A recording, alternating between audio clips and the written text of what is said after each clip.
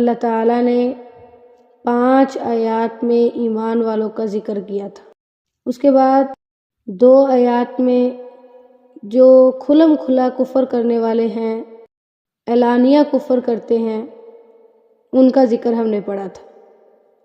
اور آج والے ہمارے سبق میں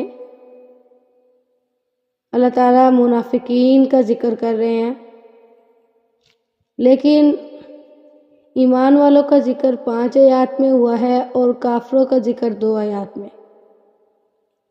جو منافق ہیں ان کے بارے میں 13 آیات میں ذکر ہوا ہے۔ کیوں؟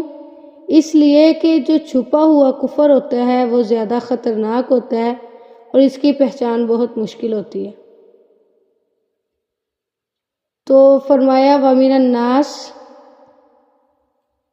اور لوگوں میں سے کچھ من